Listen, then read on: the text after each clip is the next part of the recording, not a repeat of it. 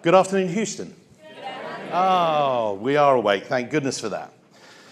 So welcome to this afternoon's Treasury Career Corner Live. We've got an amazing panel for you. You can see them here.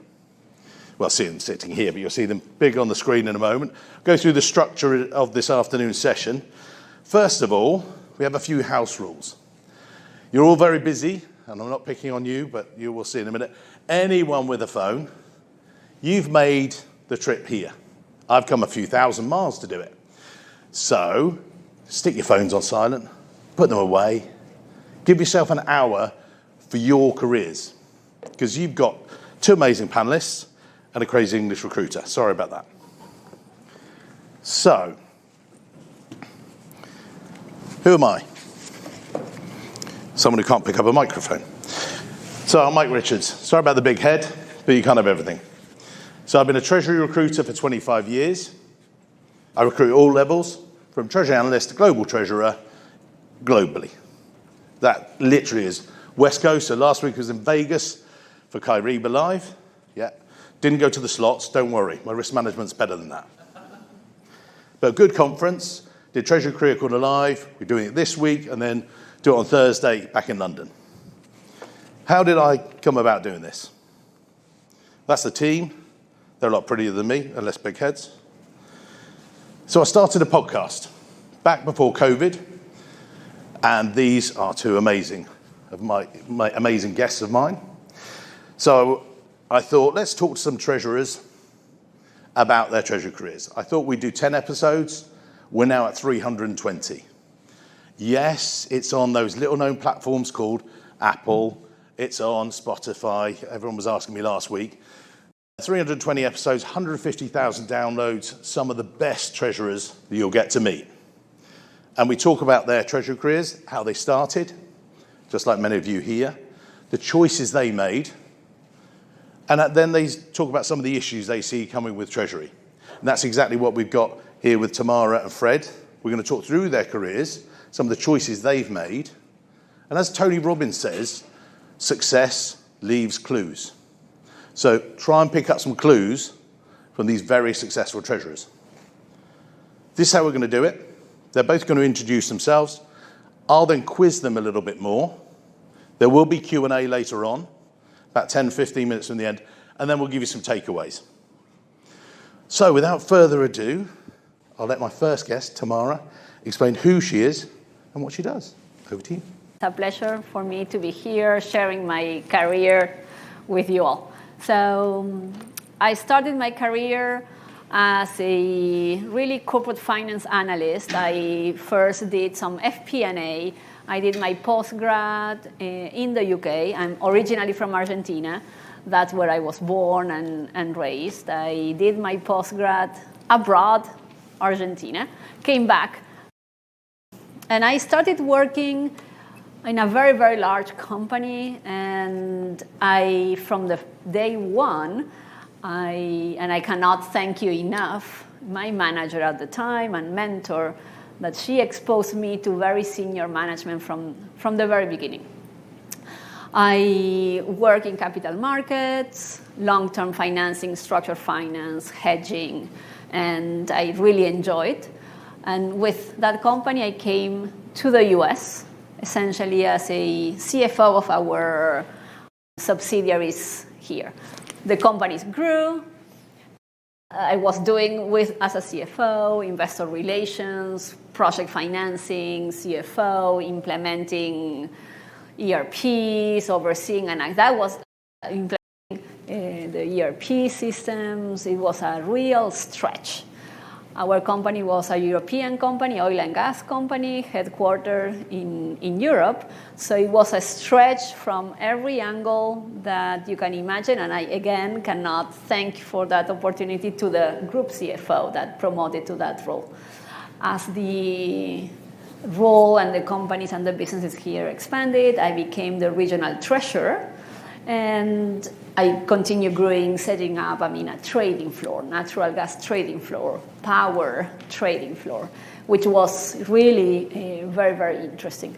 I then moved to Liquide, which is my current employer, And with them, I grew geographically. I'm the regional treasurer and the VP of M&A, so I oversee both functions for all of the Americas, which means from Canada to Argentina, 11 countries. The Americas hubs represent around 40% of the group revenue, the US 38%, and in that journey, we did Caribe implementations, very large integrations of treasury integration, change management, and now, 2 years ago, I was promoted to also oversee M&A, which is finance, but more business-like, and I'm enjoying it very, very much. So I'm really looking forward to the conversation and to Fred, and really to your questions as well. Fred, over to you. Brilliant. Fred, over to you. Brilliant. Fred Schacknies, nice to be here with you all. My treasury career started in high school. I was the class treasurer my sophomore year in high school. I don't think I knew what treasurer meant at the time, but my good friend was running for president. He said, "You should run for something." I said, "What's left?" There's treasurers left. So in college, I was interested in economics. Not because I knew what economics was prior to taking an economics class, but it seemed kind of nice. I liked the graphs, the charts, and all of that, and it seemed cool. So I knew I wanted to go into finance, economics, markets. I had an international background, which led me to a bank trading floor overseas. And so I spent the first 5 years of my career in a trading room, and a couple of years trading spot FX, which was exciting, like bids and asks, and all day, all along. But kind of monolithic, kind of narrow in scope. And I also spent 2 years on corporate sales, so talking with treasurers. And I thought it was really interesting, all the different things that they were doing. And so that prompted my interest in kind of moving from the banking world to the practitioner world. And so after graduate school, MBA, I shifted over into corporate treasury, and I worked for various companies in different industries. Lucent Technologies, formerly Bell Labs, then Alcatel, now Nokia, and was there for kind of the top and the bottom of the roller coaster, and lived through another roller coaster, another company, another industry, Constellation Energy. Went to Hilton after that and spent 11 years there, and it was a fantastic stretch of time, which ended rather abruptly with COVID, and now with TechnipFMC here in Houston. So I've never gotten, I would say, any level of depth in the industry knowledge of any company that I've been a part of. You should say, for 11 years, you should know something. But I bounced around industries a lot. However, and that has its positives and negatives. I thankfully have seen companies that are private and public, companies that are high yield and investment grade, companies that are going through M&As and going through spinoffs. And so coming away from all of that, I take away that the fundamentals across the treasury principles across all these companies is exactly the same. Also, every company that I've ever worked for has the exact same snowflake syndrome of thinking we are so unique, no one else can possibly have the challenges we have. And what I also have taken away is that if I look at my career in context of going from sort of trading floor to treasurer, I went into the trading floor because I didn't want to have to deal with people. I am an introvert. I like numbers. I wanted to only work at numbers. And I realized that you can get some success out of just learning how to manage positions, data, numbers. It took about 3, 4, 5 years to realize that just managing the results wasn't going to get you everywhere. I had to understand the process, what was upstream and downstream, how to manage the information flow, and how to optimize all of that. And if you do that, you can kind of carry everyone up and down with you. And that worked out kind of nicely for a couple of years as well. And then I realized eventually that that's only getting you so far as well, and that to really succeed in this game is about managing people. And And it took me a while, excuse me, to appreciate the importance of communication and the importance of culture and all the other things that kind of make for a successful team. And that's kind of where I've kind of come full circle and realizing, like, I don't want to spend my time looking at numbers and spreadsheets. I'd rather, but I'd much rather have the opportunity to kind of like give others that opportunity and bring the team together. So I'm going to say both of you are heavily involved in AFP and education. We're going to just explore that. But before we do that, I wanted to come back to something you said, Fred, because I know that you did this when we spoke on the podcast, and then I'll pass it to Tamara as well. You said you bounce through industries, and some of the people in this room will go, is it time for me to make a move? Should I go somewhere different, or should I see out a role a bit longer? I know you've made those moves quite deliberately in a positive way throughout your career. What recommendations would you give to the people in this room? And then we'll ask Tamara. Yeah, absolutely do it. I mean, it's literally not that hard at all to shift from a treasury job in one industry company to another. Again, the rules, the fundamentals of the principles of managing cash and debt and liquidity and risk are all exactly the same. They've been the same for hundreds of years, and they will remain the same. You just need to you need to go into it understanding how to appreciate the circumstantial differences. Is it a B2B or a B2C type of a business model, as well as is it a high yield or investment grade balance sheet that affects how you think about managing liquidity. So understanding the circumstances is the key, but when you can understand that, you can apply the exact same set of rules. Same, I think. I mean, if you have the opportunity to bounce industries, and this is one of the beauties of Treasury. I mean, you need to understand the underlying of the industry, but we are agnostics in terms of how we manage cash, how we have visibility over cash, what we streamline working capital, how we issue a bond. I mean, really, the process and the expertise is the same. The underlying business will be different, but that's what you need to learn. I mean, how to grasp that underlying industries. And then there are easier moves. I mean, if you are in oil and gas, petrochemical is not that different. I moved from oil and gas in general to oil and gas upstream to then, industrial gases. To understand the cycle, I mean, it's capital intensive if you go to petrochemicals or chemicals. It's not that different. So that's the beauty of Treasury. Absolutely bouncing, it's great. And if I can add one other thing on the back of that is, that's the upside. Is it's not that hard. The downside is you still at some point need to understand the business, and if you've grown up in that industry, that can be a lot easier. I still wouldn't go so far as to say that I am an expert in what TechnipFMC does. I still have a lot to learn. It's highly complex, and the markets are complex. But the other, as a strategy for coping with that, so not only know it yourself, but surround yourself with people who do. And so, as one example, my assistant treasurer came in from FP&A and from financial operations, and he has spent his entire career in the company and the industry, and he does have that knowledge. So, and yet he's coming in Treasury fresh. So it's a sort of a complementary skill set. And just on that, we talked there about, we've got a room full of people who are getting CTP credits for coming along here. I know you're both very pro AFP, you've been on the board, you are on the board and everything else.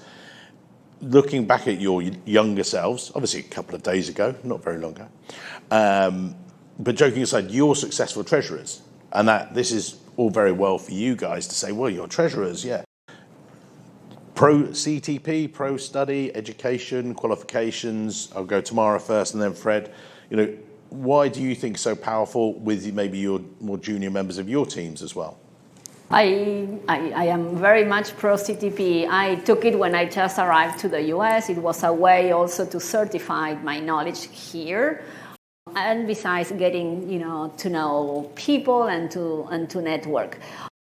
But, in the universities, in the school, there is not that Treasury.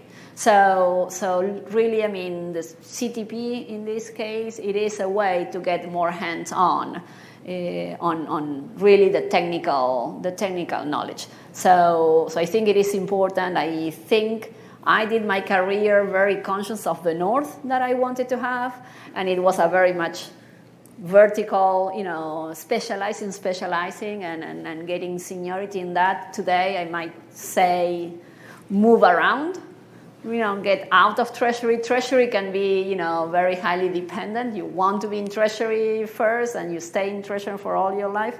But I think that kind of moving around, getting into sales, getting into FP&A, for example, it's really good.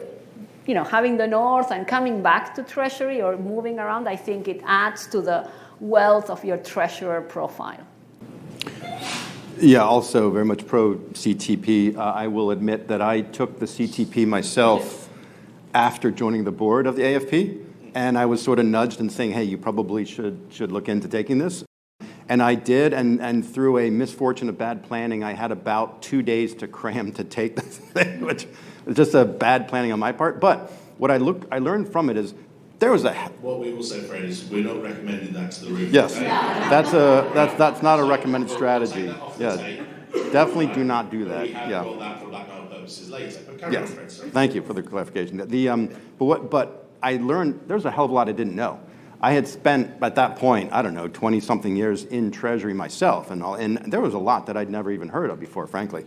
And there's one of the big advantages of learning is learning what you don't know. And you don't have to know everything. You don't have to be an expert in all aspects of Treasury.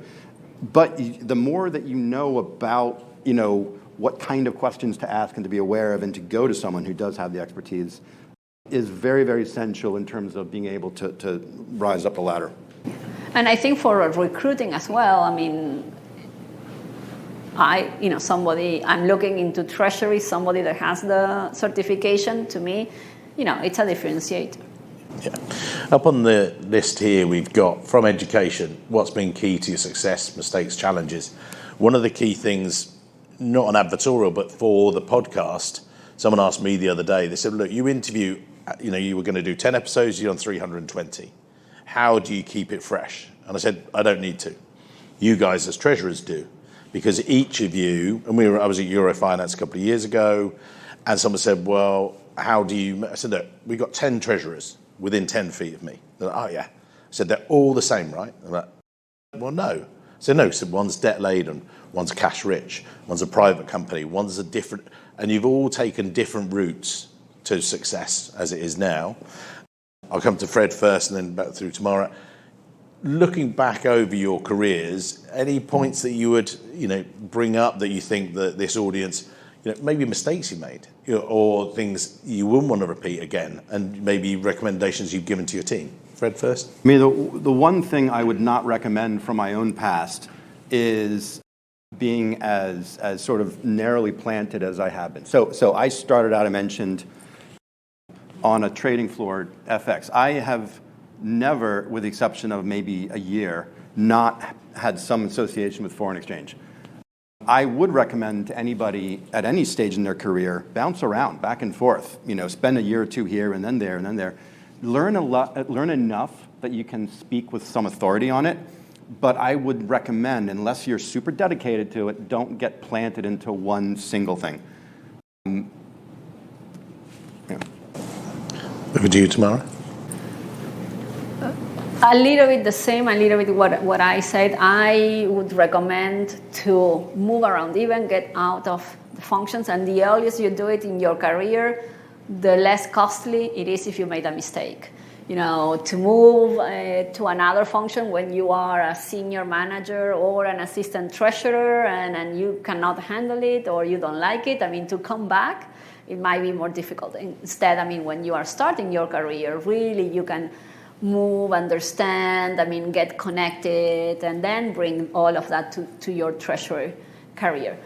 I walk it through, okay, you have to be analyst, manager, director, VP, that career trend, I think, in today's world is less usual.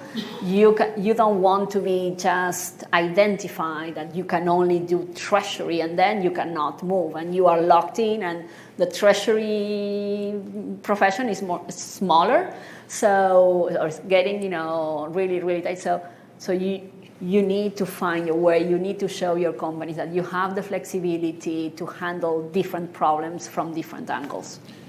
And if I could add one other point to that is there's something to be said for knowing a little bit about different functions. I think there's also something to be said for being able to operate in different types of teams and for different leaders and overseeing different teams. As I'm sure many of you, I have worked for people who knew how to do my job better than me and who had never done my job. And likewise have had peers and teams with different levels and being able to adapt to those different environments is very key, because as a matter of career progression, sooner or later you're going to be in charge of stuff that you've never done before, never heard of before. And having that ability to react and flex to oversee somebody who's done something that you've never done before and be able to add some value to what they do is an important skill. Thank you. I'm going to come to Tamara about this. We've talked about you've embedded your Treasury team members across different regions. Yes. We actually have one of your colleagues, Vivian, here today. I know we talked about this on the podcast as well. How have you made that work? And again, this might be any of the Treasury people here, practitioners thinking, oh, should I put my hand up for that move? What should I do? Should I be open to it? What would you recommend? And then again, we'll go to Fred after. And I think, nowadays, with all shared service centers being located in different geographies, it's something that it will happen. The matter is when. Being able to work with your team all located in one place and directed what is going to happen if you're working on a global company, or even if you are in the US, that it's becoming more difficult.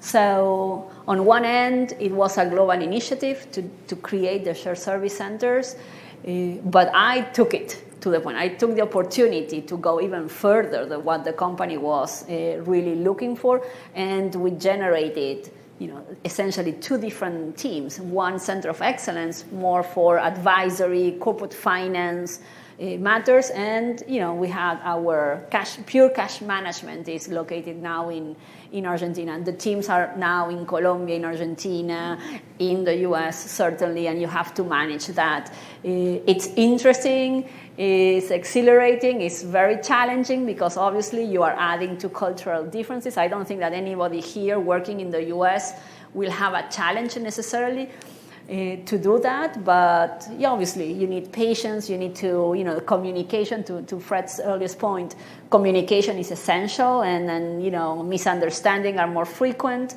but I think that setting the goals, guiding the conversation, setting the level of expectation so everybody really can be up to that is the same whether you are working with one team located in one geography or you have your team spread out. Fred? Yeah, we have a very geographically dispersed team in 12 or so locations in just the Treasury piece, and is part of the evolution that we're going through right now. And as a takeaway, and every treasury I've been in has had some level of that, but as a general takeaway, I would say your people largely are going to be where they are. That's the decentralized piece. Your financial positions, your money, your debt, needs to be as centralized as you possibly can be for financial efficiency. What holds all that together is your information, and your data, your information has to be ubiquitous, global, omnipresent all the time, so that everybody knows what's going on all the time. And that's just a system problem to solve. What we are doing right now is so we're coming from a very decentralized approach to what we're evolving towards is really 5 global functional teams: capital and liquidity, financial market risk, credit, insurance, and infrastructure. And so the end state is that we've got people, all different countries, who need to be able to act globally. And that presents, as you all know, a bunch of challenges. So I mean, policy is the easy thing to fix. Then you've got legal entity authorizations to map through. Then you've got tax substance, presence questions to sort out as well as just kind of what you can do with one banking environment or another. So there's a lot of complexity to that puzzle, but the goal is to get to an environment in which you can operate globally. I mean, it's kind of suffice to say, it's not a scalable model to have everything fully decentralized at the country level, nor is it efficient, nor is it in the benefit of everybody's career interest as well. So we're trying to build something that's better for our employees and that more career opportunities to kind of act on a global basis and get involved in stuff. But there is a lot of tax, legal, regulatory puzzles to figure out on the way. So you are both Treasury leaders, but who has had an impact on you? Again, we'll go to Tamara first. I had Karen van der Driesche, amazing treasurer over in Belgium many years ago. She said to me, we're going to have her back on the podcast, about having a mentor. Now, for her, it was one of her ex-bosses, and the thing that she loved about it was, her words, not mine, she could be crazy. She could come up with what felt like a crazy idea, but in a safe environment. And it was, I remember doing that podcast and just thinking, wow, this is great. That's one of the things she found with having a mentor. She could then rehearse different things. She could come up with what seemed like crazy ideas, but actually underneath that, they weren't stupid ideas. They were just like, if we were to do this, we've got AI coming along, lots of different things. Have you had that experience yourself? And maybe then also the second part of that, and you as mentors. So maybe reflect on both, we'll split it up maybe. So my mentors from my first manager, that she did it without really explicitly understanding or really saying, this is something important for your career.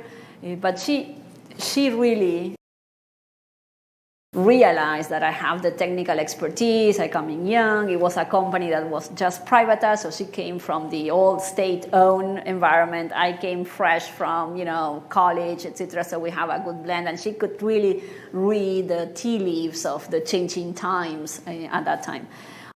My former bosses, most of them have been my mentors, and they have pushed me to come here, and I reach out to them, even if they are in Argentina or in Spain. I sometimes, keep in touch with them. So I have been able to find mentors in my current working company at the time. And then I have, this couple of friends, women, professionals, senior executives, and that's kind of your board of directors. It's just conversations that we have, and there have been a great support to, your point on, okay, I would like to do this, or what do you think? And they really challenge me. So I think that what essentially you need is somebody that can challenge you and push you to really do your next steps or present a certain project. I think we need to get out of our comfort zone as much as possible. Do I mentor? Yes, with our company, I was also very much active in the women's professional networking in Houston, and we also have networking for women, or within the Liquide Alwyn women's networks, and we also have mentoring there. So very active on that, but I definitely think that mentors are good for you all throughout your career, and you need to look for those people, which are different than sponsors. Sponsors are then more strategic. Those are the ones that are going to say, I want this individual here within a company. So you need to look for both, actually. Fred? Yeah, I have had the opportunity to work for a number of very bright Treasury professionals. I think I've worked for at least 4 or 5, maybe more, alumni of General Motors Treasury, which produces a lot of talent, and they kind of go. So lots of very, very bright people. The one name that really sticks out, and sadly because she recently passed away, Denise McGlone was a boss of mine at Lucent for a number of years. And I would credit her with help. She saw things that I was doing that I didn't realize I was doing, good things. She saw in me stuff that I didn't see in myself and really helped me appreciate more of how to grow and how to become a leader. So I really credit her and thank her for that. So we're going to come to, we're not at Q&A yet, we've still got a bit of time, but I want you in the audience to really reflect on what you've heard so far, but also how often do you get to ask two amazing treasurers these questions? You can ask me, but I won't come up with good answers. Just ask these two, okay? But, so I will be going to that in about 10 minutes. But how do you both keep yourselves motivated? Maybe we'll start with Fred this time to take it off. You know, an advice for the audience members on motivation. Is it just, yeah, you just get up and you just do your treasury job every day? Because I know straight after this, you've got to dash off for a board meeting, and it's a heck of a lot of responsibility. Yeah, you put it like that. It's not a board meeting, but I'm dashing to something else. But it's a subject of motivation that I've talked about quite a lot with my direct team and broader team as well. And we spend a heck of a lot of time talking about KPIs and KSFs and goals and objectives and how it all ties together to shareholder value, and you got mapping through it all because we're all finance people ultimately. And that's important for everybody to know and understand and be able to internalize and communicate. But at the end of the day, no one really cares. I mean, that's not why you get up in the morning, and that's not why you fight, because it's living through the days that I know you all live through as well is a fight. And you don't do that because you're like, I got us like marginally closer to another penny a share. You do it because of your colleagues, your comrades, your friends. And you do it because if you're trying to improve, you're trying to make something better, you want your colleagues and your friends and your teams to benefit from that too. So it's really about a human connectivity, which is why, realizing post-COVID, the value of just face-to-face engagement with people, as much as Teams is great, you can't build that without all of the synapses that get built, offline. And that's when you really appreciate kind of the value of what you do and what they can do for you. And Tamara? I think it depends on, at which level of you are in your career. At the beginning, motivation should come from a desire to learn and do more complex or sophisticated projects, to be part of a function, to add value to that function. And then it goes, becoming a more strategic player at the table and be able to influence others and see how that, evolves, how you can learn something new. I'm working now with a lot on project financing, which I did, back in my career, and now it's all coming again. So I have, this motivation. So, now it's different, but it's the same. It's complex. So that keeps me motivated. But I think as a team is continuous changing, continuous doing it, a better job, but really, getting connected with others and being able to bring value and to influence and share, right? It's the sharing. And you both touched on the evolution of the workplace. I mean, the past 5 years has been crazy. Way back in that February, it was like, well, we're coming into the office 5 days a week. This is what happens. March happens. Right, you're staying at home in your basement. That's it. That's what everyone, and we're 100% remote. And then back into the office, and then remote again, then back and forth, and now, hybrid used to just be a car, and that was it. And everyone was like, "Wow, hybrid, what's that?" And now, everyone is still, I think, struggling to get used to it, without it being a conflict with your company organization. How do you organize it with your treasury teams? And again, we'll go Tamara, then Fred, just to give you a break. But it's like, what was it like before, during, and after? How does it work? So before we were, in the office. After, yes, we have moved from totally remote or 3 to remote. We are now coming still 3 2 in the office, but with 2 actual company-wide days in the office, everybody, we have lost a little bit of engagement, and we want everybody to be able to work. And there is a lot of people that have never worked, full-time, 5 days a week in the office, and they, there is more struggle there in terms of, well, I don't need. I've been doing my job like this for 3 years now. But there is value of being together and being able to be more efficient. Obviously, now that we have our more geographically distributed teams, remote helps because it levels up for everybody to be able to connect with your boss or with the boss of your boss. So that, I think, it's an advantage. What I really think that we should not do, or we need still to learn how to do, is to maximize those resources. It doesn't make a lot of sense to go to the office and have Zoom calls all day long, like if you were at home. So I think that we haven't yet learn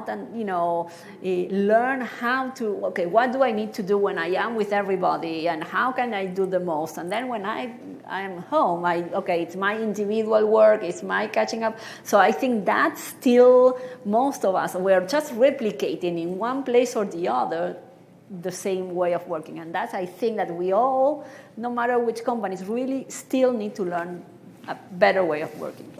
Before I pass straight to you, Fred, we actually discussed this New York Cash Exchange last year. I had 3 great panelists, and one of the guys, Steve, the treasurer of Broadridge Financial, he talked about they'd gone through exactly this as a treasurer. And one of the things he'd noticed, they'd all come into the office one of the days, he went out, got his coffee at lunchtime, closed his office door, got to the end of it, went, hang on guys, why are we doing this? This was post, as we start to come out of it, he said, actually, let's stop doing this. Now, he said he's got quite a commute in, he prefers to work in the office because he can get a lot of focused work. But they've got, and I think I'll have to look back at the notes, planned intentionality, I think it's called, or they came up with this phrase, it's, if you're going to come into the office, come in for a reason. Have some meetings with people, not just Zoom meetings. Yeah, you can have a Zoom meeting here or there, but do it to be with each other. And I think that's one of the things we're seeing. I've been seeing TEXPO, like loads of people in the room. It's like, whoa, it's quite weird. You got used to small groups. It's suddenly we're back into networking. And I think it proves that people want to be back together. Treasury by its very nature is social. Fred, what are your thoughts? Yeah, I absolutely agree. There's a number of truths here that are difficult to reconcile, but each individually powerful. And so I remember it was probably about February of 2020. So in my prior role, I had a commute that was pretty hellacious, and I was kind of leaving the house early every morning, getting home late. Not long ago, my son actually said to me, I wasn't sure if you lived at home those first couple of years. But I remember it was like literally just before COVID hit, and I was on the way home one night at like 8 o'clock at night, and I was like, I can't do this anymore. This is ridiculous. Like, something has to change in my life. And thankfully, it did. So I spent a lot more time at home with my kids now, which is great, and that's fantastic. And that's not to belittle at all the powerful benefit to us as human beings of that family time. Or whatever time it is for you. But yes, the in-person meetings are so incredibly valuable, and I do think we've forgotten a little bit of that. Now, for us at TechnipFMC, we're an engineering company, manufacturing really complicated stuff. I don't know if the word obeya means the same, something to everybody here, but it is very much integral to what we do as a company. So everything is kind of organized in this way. It's a sort of a way to bring people together. So we're kind of moving in that way with with all of the corporate functions too. In fact, I don't even have an office anymore. So so as much as I know how powerful that in-person, face-to-face meeting is, at the same time, if you think back to like pre-COVID,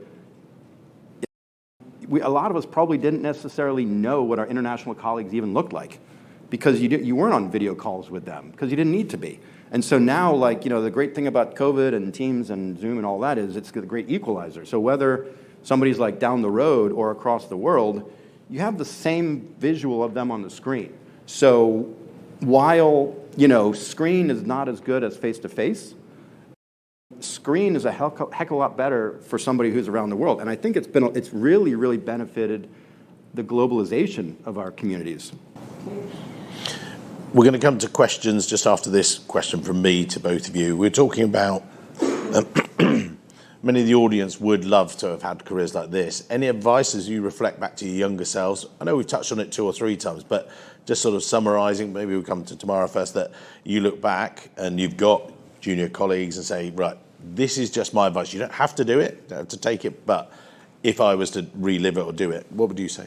You have to be a team player. You have to be a good listener. You have to want to be able to be challenged and get out of the comfort zone. I mean, I think the more we learn is when we get these roles or these opportunities that really stretch us. I don't know what I'm going to do. Really difficult. But those are the moments where you really learn to manage organization or senior management. So I really think that, getting exposed, it's not comfort, but if you really want to grow, I think you need to show others that you can really manage that. I think that's, and be open to technology. I think a lot of things are going to change, but it's going to be for the best, and we need to be prepared. And before I pass to Fred, I was just talking to my panelists before, and just to let you guys know, I hate public speaking. Everyone's like, oh yeah, of course you do. But I was just explaining that I was in Chicago a few years speaking at Windy City, and I was going to get people to share their one secret about themselves that people might not know. And I said, I don't enjoy public speaking. I've become much better at it. You can see I've got millions of notes. This gives me, and then I've got better through talking to amazing Treasury professionals like these two and many more on the podcast, because I love talking Treasury. That's where, my comfort zone. But then to actually do it on a stage, that's where I got out of my own way and present it. And I've got better and better at it. But I was saying again earlier, I get nerves, I get this, but tough. Just get over it, because otherwise you're going to stand in your own way. Over to you, Fred. Yeah, likewise, ditto to Tamara, ditto to you, Mike, is I have found various opportunities to speak at various events, and intentionally, because like yourself, I'm not a public speaker. This isn't my safe space at all. But I knew that the only way to get better at it and to get more comfortable is just practice and just allow yourself to make mistakes and say stupid things now and again. So to recap a couple things, I would definitely recommend experiencing different functions earlier in your career. I would definitely recommend think about the leaders that you want to work with and for, and you can learn different things from different types of people. Think about, at the next step of your career evolution, what do you want to look back on in a year or 3 and say, I accomplished that, and build those stories. And then, in addition to kind of pushing yourself, like Mike said, the last thing is just kind of be somebody that people want to work with. And that's kind of the key to wanting others to include you in their spheres. And again, to pick up in there, you said about practice. When I was first doing some of my speeches as well, I stood there in the hotel room in Chicago, and I'd seen an interview actually with Jimmy Carr. He's an English comedian, very, very funny guy. And someone asked him, they said, oh, do you practice? So, what? And they were like, oh, what, you don't? He went, of course I practice. He said, I do this, my comedy routine, 50 times to myself. I was like, wow. And he said, because then it becomes rote. And he said, then he can freestyle. Then he can do other things.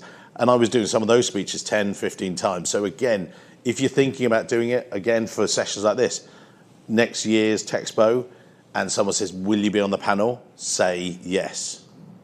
When I approach people to be on the podcast, what's also interesting, I think there is quite a difference. I noticed that actually in the US. Well, actually, let's start with Europe. In the UK, I'll ask someone, do you want to be on the podcast? They went, oh, send me the details, I'll think about it. Now, the great thing here, and you'll hear a lot of US treasurers, they have a different, ethos. It's like, yeah, I'll do it. send me the details. And it makes it much easier because then we share about the profession and community and everything else. Now, we're going to come to some questions. Now, I was going to plant a couple, but I thought that's just too easy, so I didn't. Questions from the audience. Oh, I love this. And I hand up straight away. This is a man that I can work with. So I have a question for all three. Have you noticed a diminishment in the role of the corporate treasurer? When I say that, like that certain organizations, the corporate treasurer may report to the VP, reports to the CFO, and so you don't have that power and influence. And if so, or even if not, what tips do you offer to build a business case to help the organization see that the treasurer deserves, in my mind, a more prestigious profile within the organization? Who wants to answer it first? And I'll answer it third. Well, I've seen it both ways. I've seen it, tax taking treasury or, as you mentioned, the VP, overseeing, a VP of finance overseeing treasury. But I also seen how the treasurer has become more strategic player and has a voice on the table. So I think that's what really matters. Does it report? I also seen treasury taking on tax. So I cannot say that it has been diminished. But I think it depends on how strategic you are able to become. And I think that when we look today and forward and the importance of markets and liquidity and speed and that forward-looking thinking, Treasury is really the one that can drive and help. It's more than FP&A because it has the whole market and banking relationship and bankers' view, and it's more comprehensive, more holistic than just tax or other functions. Fred? Yeah, I think it's something I've seen myself from time to time, and I've seen it vary by company and industry and circumstance.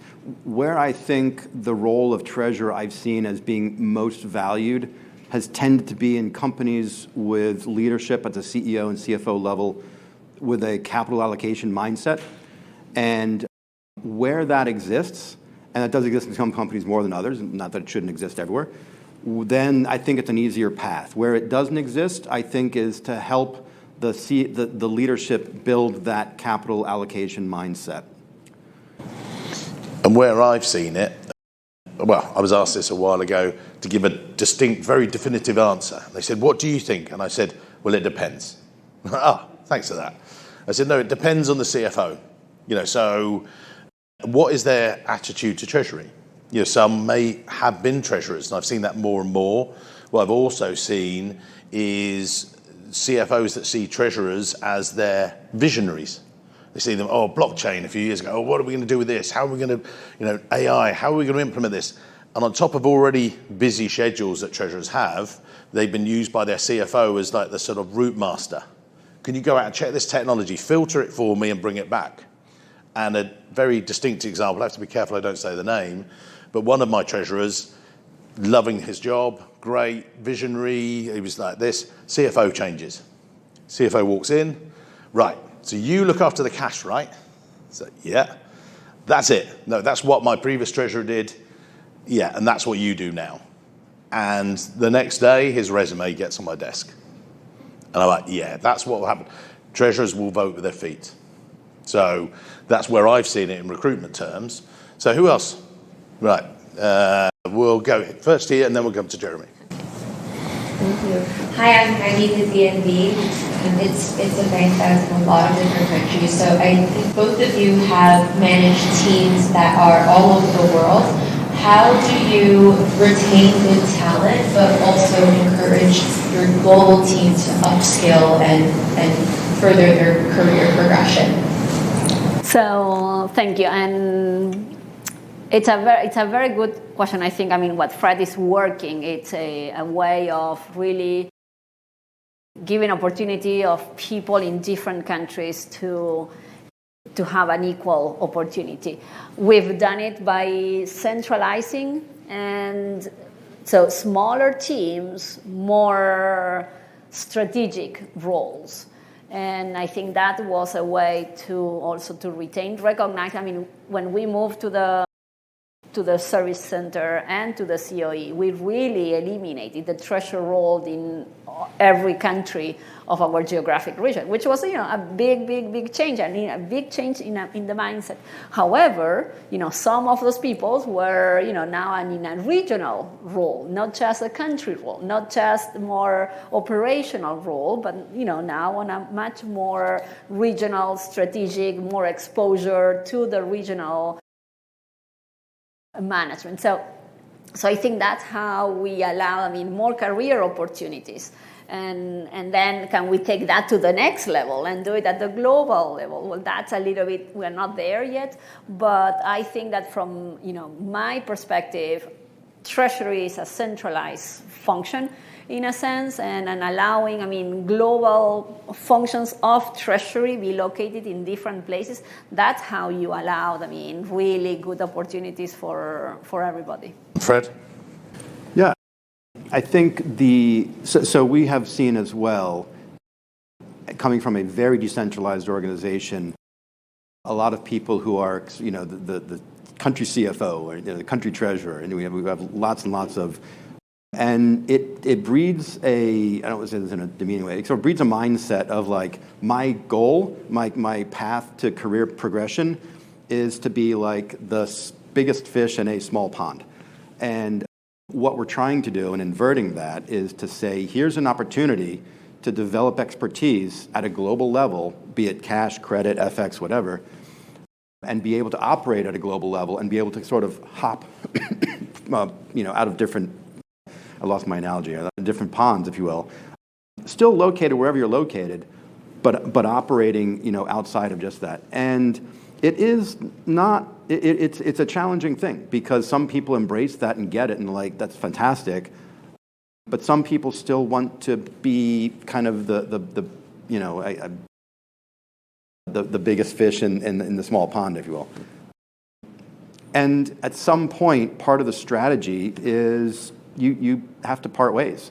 And if not everybody wants that same goal, that's okay, and it's just being respectful and helping them find the right decision and find a way out. Because, the development in terms of career development, talent development, I have said this not out loud, but in private sessions. My goal for everybody in my team is career development. And if it's not with this company, it's with some other company. So I want to set you up for success so that, hey, if I can't promote you to whatever and you get promoted somewhere else and you leave, bad on us, but good for you, and I'm glad that I have helped you along the way. We've got time for one more question with Jeremy, because we've got some good, but great takeaways from our panelists. Jeremy? It's been an interesting session. Quick question. I think Treasury has typically been, I would say, the educator of the enterprise about cash management throughout the entire enterprise, from business to operations and so forth. And the treasurer is usually the right-hand man or woman of the CFO. So the question is that Treasury does not typically, it's not something you just study in university. You kind of fall into it as you're on the way to the C-suite because you have designs on the CFO. So since that you've been great treasurers, would you say that this is your final destination, or would you like to go to the CFO position to then also help educate the entire enterprise as well about the importance of the treasury position? It's a great question, but do you want? Well, I've spent my entire career in Treasury. I find it fascinating. Personally, would I like the larger challenge of a CFO role? Probably would.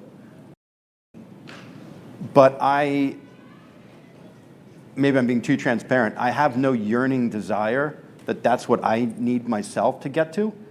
But I agree with your assessment there.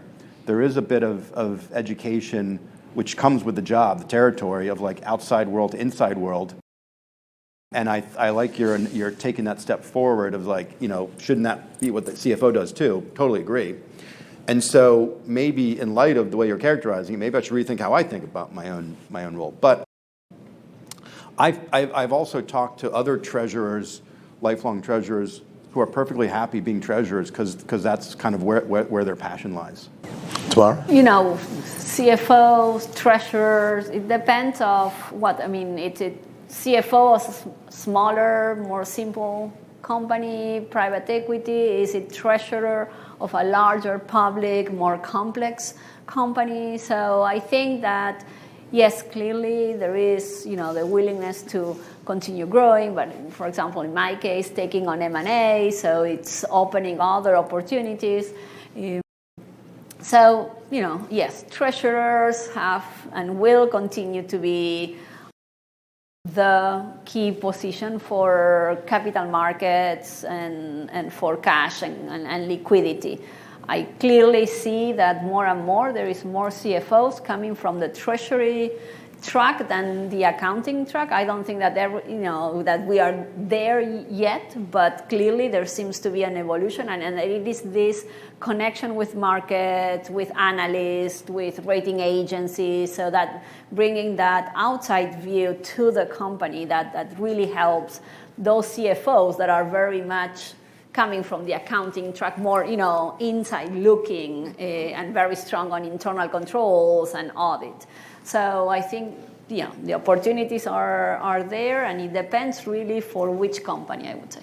So our panelists have got some great takeaways, so I don't want to run out of time. We've got 3 minutes or so we've got a minute. Well, you can actually, with a minute, you can maybe pick out 2 or 3, or which are your favorites? I talked in the past about the getting out of the comfort zone, and I would like to close on and being a curious and a team player, but I really would like you all to reflect on technology, and technology is here. I think Treasury talent will need more data science and more data science-based skills. And it is our responsibility to understand. I don't think that AI will replace our jobs. What I do think, and this might be provocative for your next podcast, that somebody with good AI understanding, yes, will replace you. So on all of that, I think that continuing learning and understand the current state of the art is part of your responsibilities, and you have to be good at. Yeah, and I've seen it as well, becoming much more part of the toolkit of treasurers.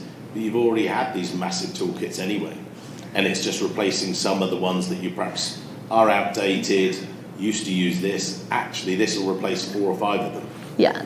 And it makes sense. Yeah, the general profile of coming from finance and doing treasury, I think obviously we'll need that, more generalist, but I think that we really need to complement with, solid understanding of. So Tamara also has working from home is great, personal connections essential. I've also got that on mine. I didn't copy it from hers, although I did see it. But it was, I think that's a key one, which I'll reflect in a moment. Fred, for yours? So, yeah. First of all, ditto to all of that. I agree with what you're saying, and kind of that's what the first 4 bullets are sort of getting at. I'm going to jump to the last one, which is, so be yourself every day. It is to some degree a comment on diversity, in that for organizations to be successful, everybody has to not only feel included, but want to contribute. So recently I had my direct reports together for 3 days, and we spent the first half a day just talking about psychological safety as a concept. How do we promote that and live that ourselves? Because I'm sure that not one person in this room doesn't understand the concept of imposter syndrome. And if you come to work and you're afraid to ask questions, or you're afraid to make a statement because you think somebody else might not think it's the smartest thing to say, that's how organizations, become decrepit. And so to have that, to grow as individuals and to grow as a team, we need to bring ourselves to the office every day and feel comfortable. And as leaders, we need to make sure that we promote that type of climate environment. And mine? Well, connecting. You've seen there's a lot of the business cards out there, so do connect. But actually, I think one of the ones that I've liked at each of the sessions, Vegas, we're doing London later this week, is actually being here. It would have been easier to watch a virtual session. it would have been easier not to travel to Houston. But you've made the effort. So give yourselves a round of applause for that in a moment. In a moment, wait for it. I know, you don't get out of here yet. Yeah, you can do the questions. If you've got individual questions, we'll be around afterwards. But one of the other bits is about taking notes. And that is one of the things about, and again, what our panelists have talked here about is making meaningful connections. Now, that's not just with us, and we'll be doing this actually at AFP about networking and how to effectively network. So when it's out there, what you might want to find is if you're talking to someone this evening, if you haven't had too many margaritas, so quite early on at Tommy Bahamas, you'll meet someone. They'll be of interest to you. You think, actually, I've got something in common with them. Don't just immediately, quick, let's LinkedIn. Why? You don't know them. Get to know them. And Chris Fulton, very good friend of the business, he says he's not a master networker. He's wrong. He's brilliant. Because what he does, he will take a business card. Let's do this, is a big example. So he'll chat to someone, and then sometimes you're drifting off. He'll say, sorry, can you give me a second? And he will make a note on each one of these. And I've recently had him, also Dana Laidhold on the podcast in New York, and they are very, very good networkers. Not deliberately just doing it, just for their careers. As both Chris Cochan and Dana said, they were getting all their jobs, not through me. I had a go at them. We're not doing that anymore. I said, they've got to come to me. But joking aside, they got it through their networks. So don't underestimate the power of the networking here. You've made the effort to come here to TEXPO to get to know people. Now you can put your hands together for these amazing panelists and then chat to us.